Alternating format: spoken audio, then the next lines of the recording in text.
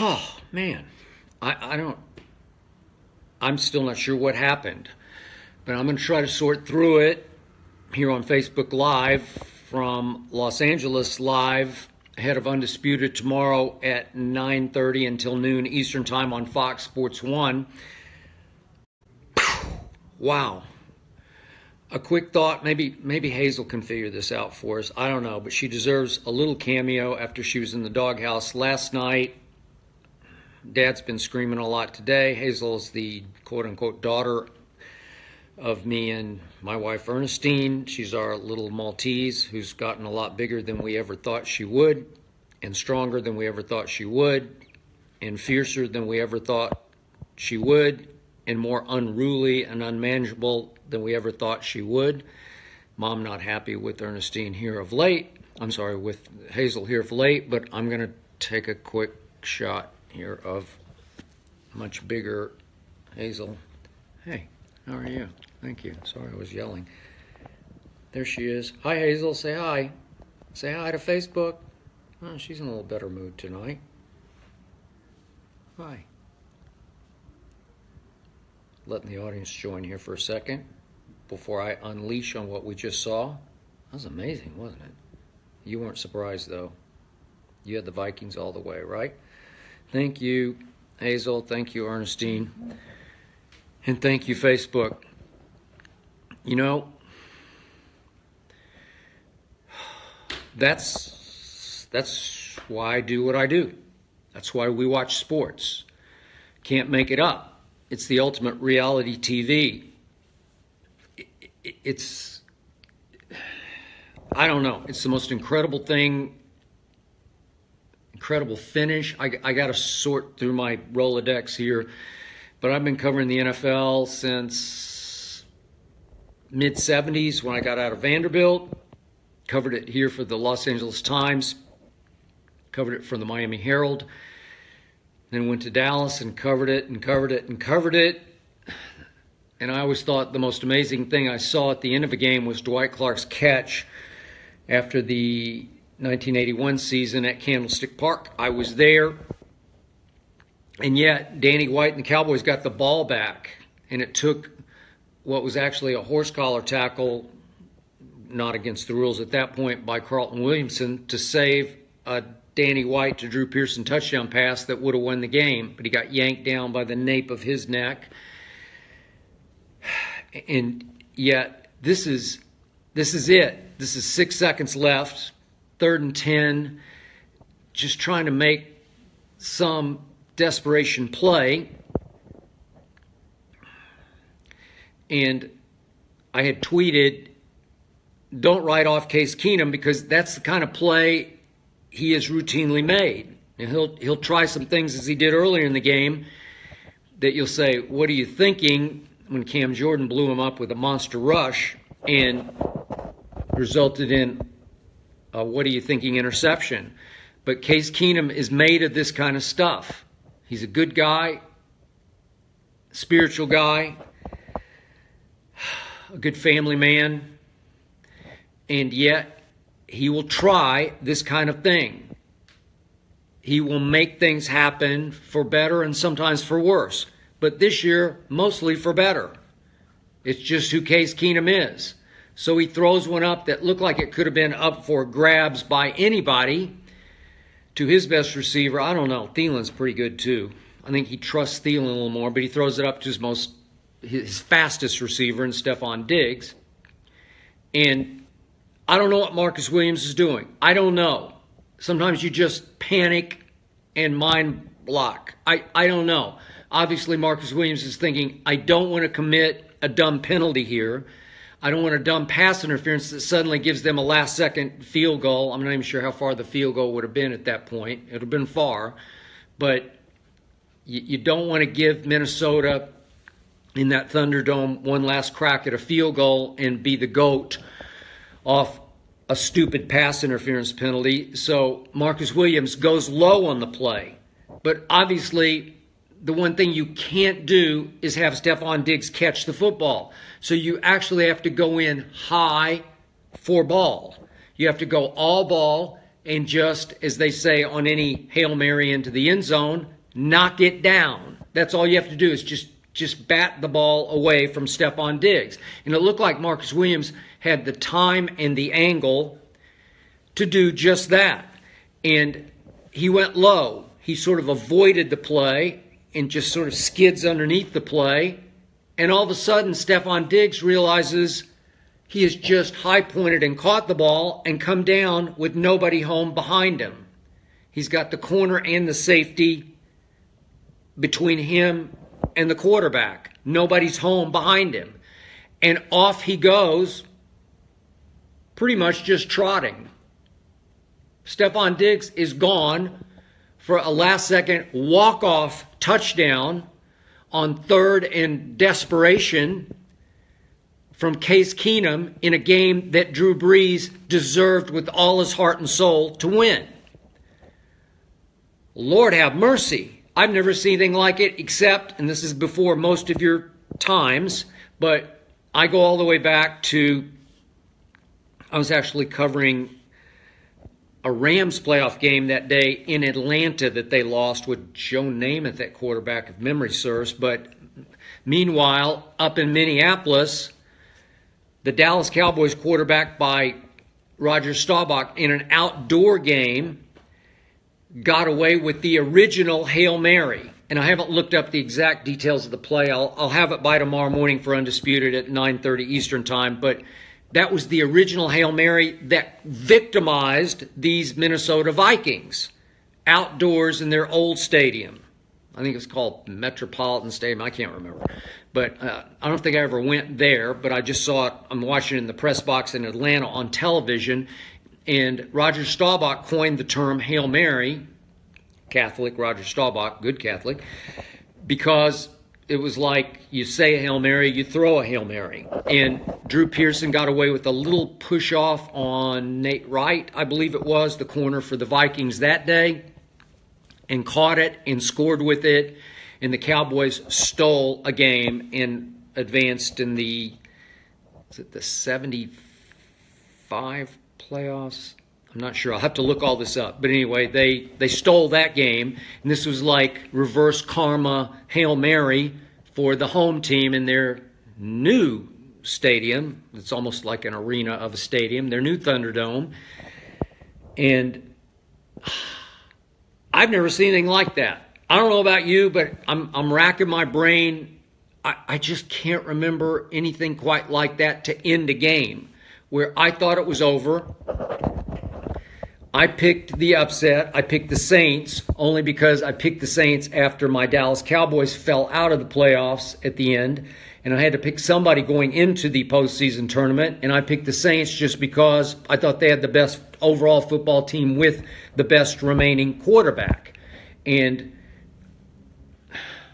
again, I didn't love the way they played at home against Carolina last week, but I stuck with them. My partner on Undisputed, Shannon Sharp, leaped off the bandwagon and onto the Falcons bandwagon, I believe. So, in the 4 games, I picked 3 big quote-unquote upsets. One was monumental. I picked the Eagles at home as an underdog to upset those Atlanta Falcons. That happened.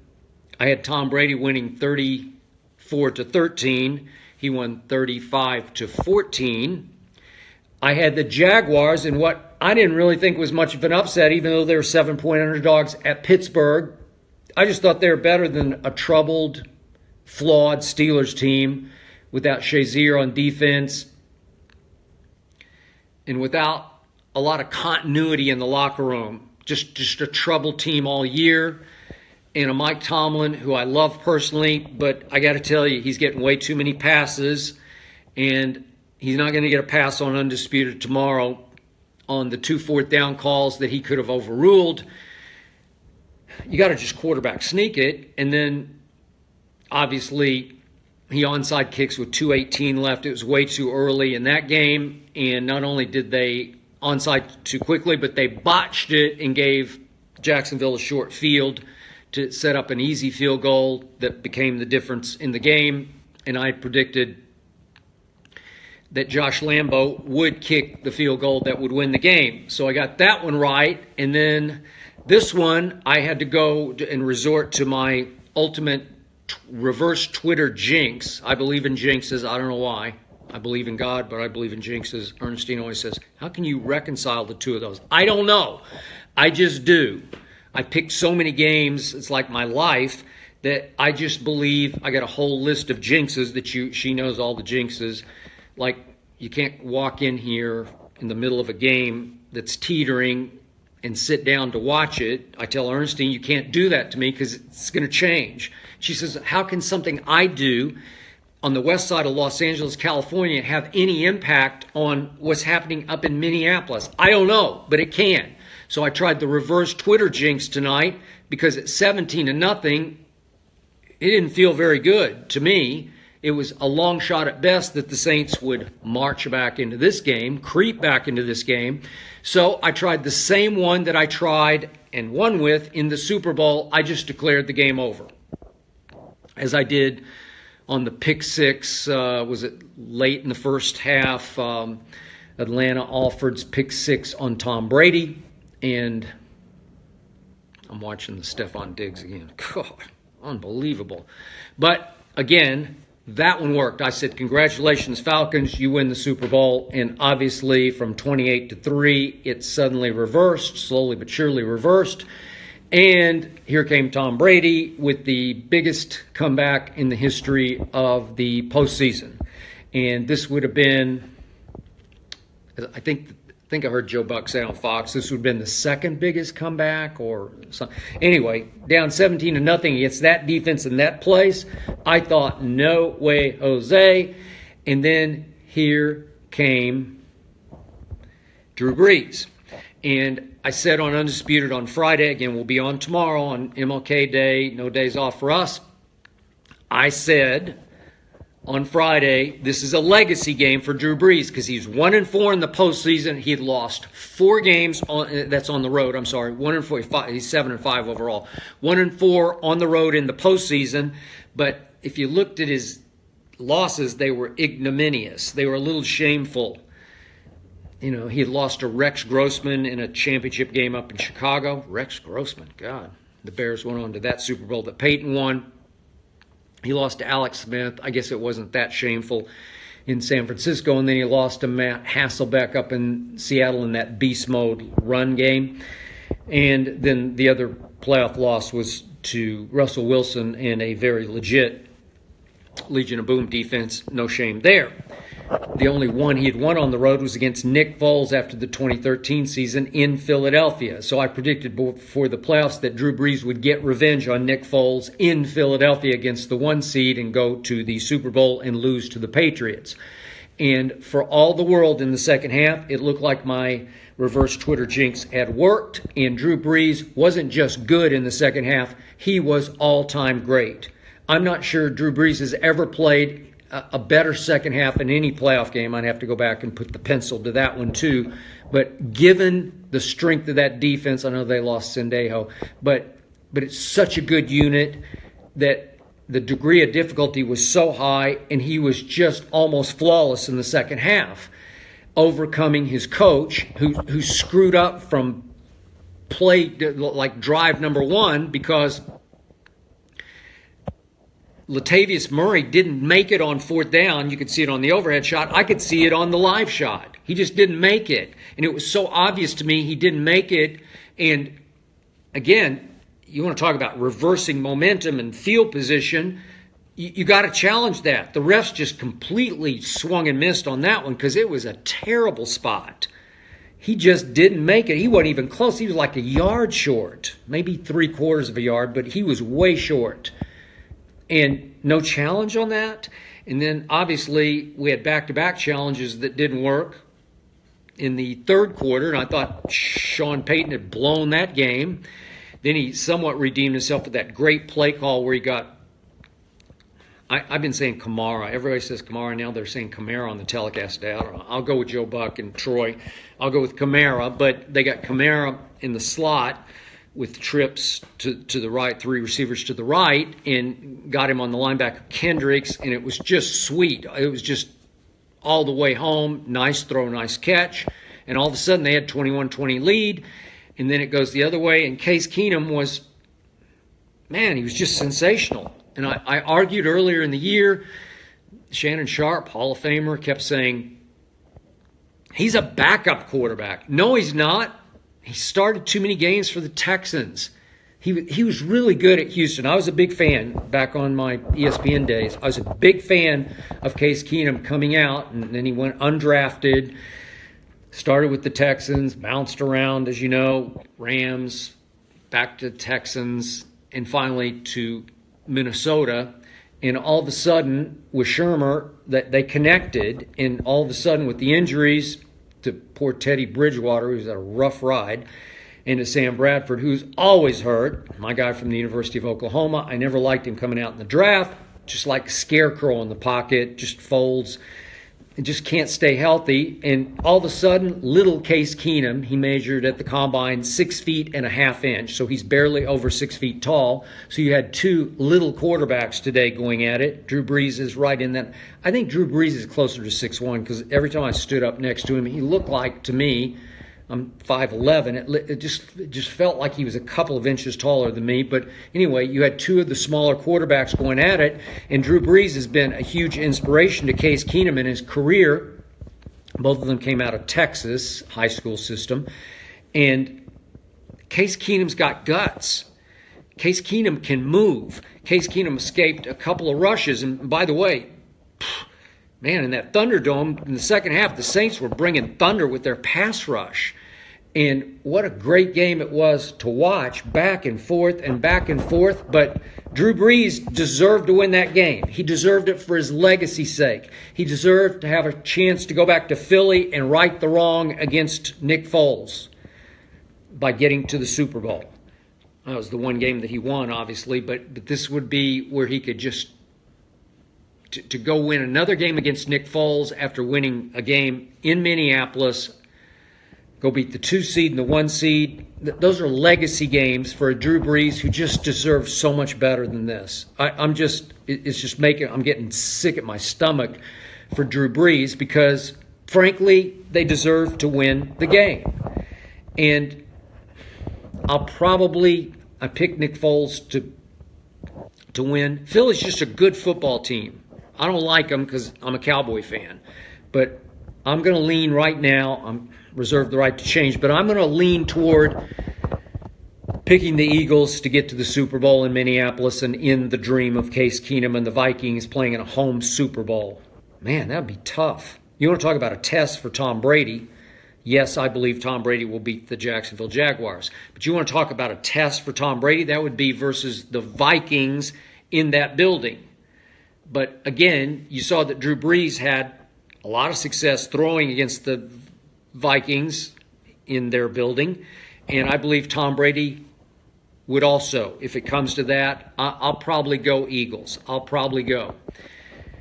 Now back to Jacksonville, pulling off the quote-unquote upset that I didn't think was an upset. The shock to me of the day was obviously the last play of that game, but it was how unimpressively Jacksonville pulled off the upset. I mean, my God, what was it? I've got all the numbers from this game in my head, but what are they like? Been through for 400 and something yards, and they had 550, 540 maybe yards total that Pittsburgh piled up against a Jacksonville defense that got little to no pressure on Big Ben Roethlisberger, who shrugged off whatever pressure was around him. And the whole game, again, they fell behind 21-0 thanks to 2 early turnovers by Ben Roethlisberger. No surprise. He was just allowed to play backyard football with the best weaponry in the NFL. They're just like making it up, and he's throwing home runs right and left to Antonio, who was just sensational today. On Boye, twice he just wanted the ball worse than Boye did. there's no better than Antonio Brown. There are a lot of quick, fast little guys, but nobody with his heart, his guts, and his backbone, and his clutch toughness. Nobody can run routes like him. Nobody wants the football more than Antonio Brown when it's in the air. Nobody can adjust to it and snatch it the first catch with just one hand. And he deserved a better fate today, but they're just playing backyard football, throwing it all over the lot, and having huge success. Tom Brady's going to have success against a defense that I overrated, actually. I was just going on eye test from what I saw during the year, and I thought they were the next big thing on defense, and I still think they have a chance to be, but Saxonville was not Saxonville today. It was just Jacksonville. The front four didn't generate much rush at all, and that's with Pittsburgh losing its right tackle early in the game. I don't know. I picked the upset. I was right.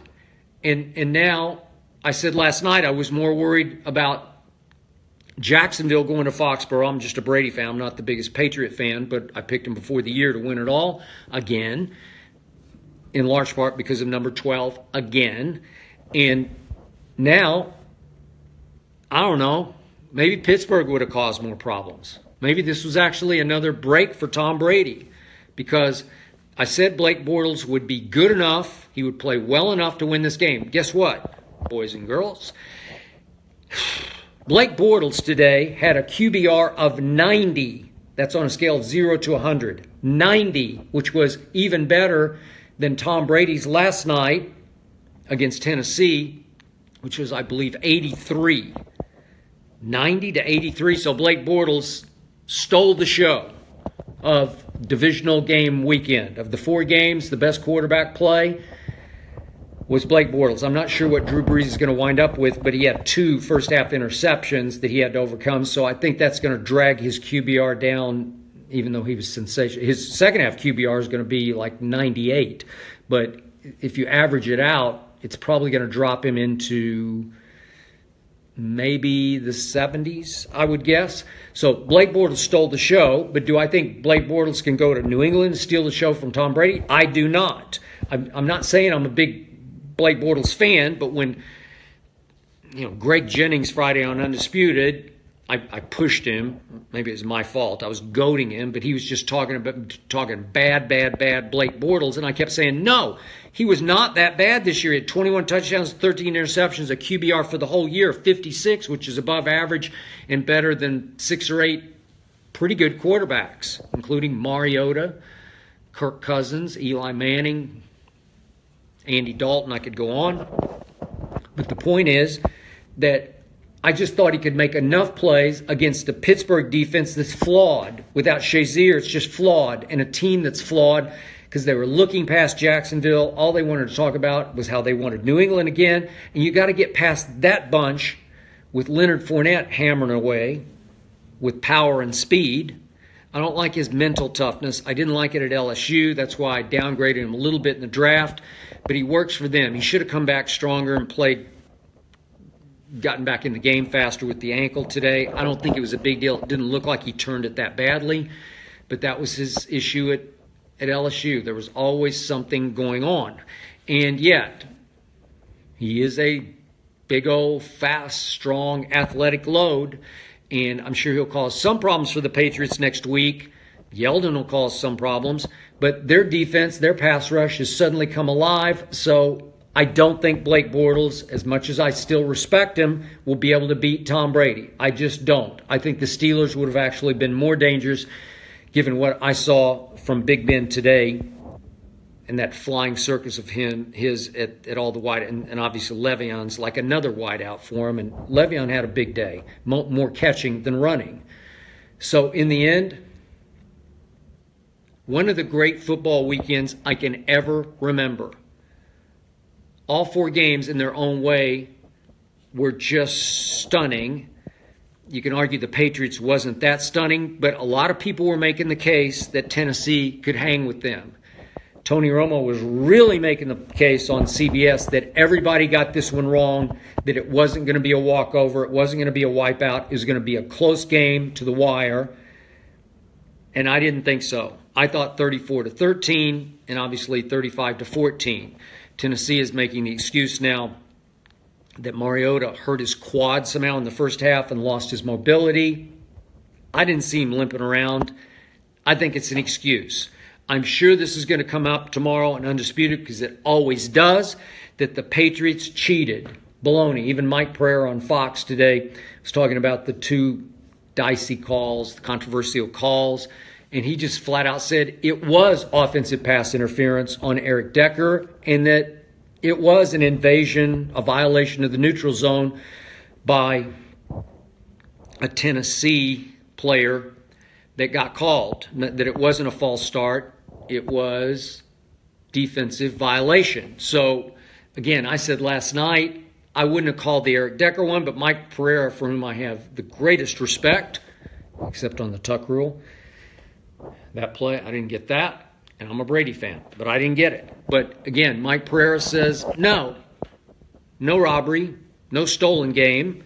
And that, remember, it is an NFL clock operator. It's not a Gillette Stadium clock operator. So I can't wait. If anybody opens that door for me tomorrow, I will run through it. We will also tomorrow talk about the rumors that Luke Walton is in trouble. I've been saying that all along. I'm not impressed. I don't love him. Sounds like Jeannie Buss really enjoys having dinner with him. That's fine, Jeannie. But can he coach your team? And by the way, when you tweet your support, Jeannie Buss, wonder how your president, Magic Johnson, likes that. Rumors out there that David Fizdale, the recently fired Memphis coach, could come into play here. I'm a big Fizz fan. I would love that. Lakers play tomorrow at Memphis, ironically.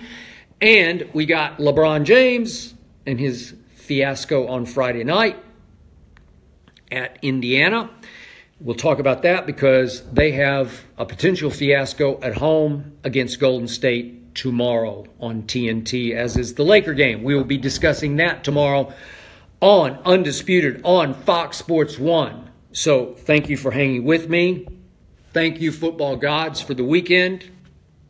Man, it was just great, great, great.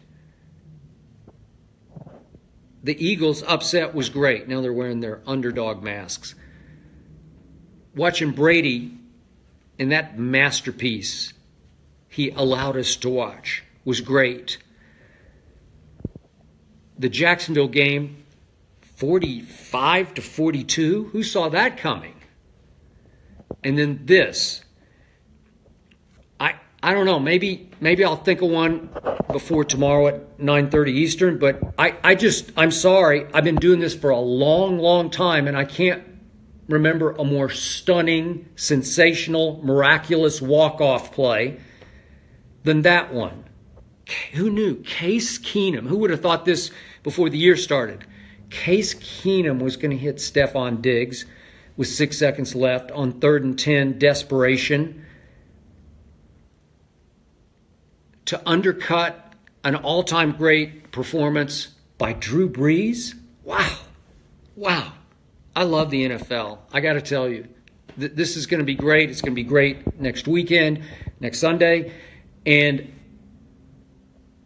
I don't know if Shannon Sharp can make it great against me tomorrow, because I got to tell you, I think he has little to no chance. But because it's a holiday, I may take it easy on him for about 5 minutes. And then I'm going to drop the hammer. I always do on Undisputed.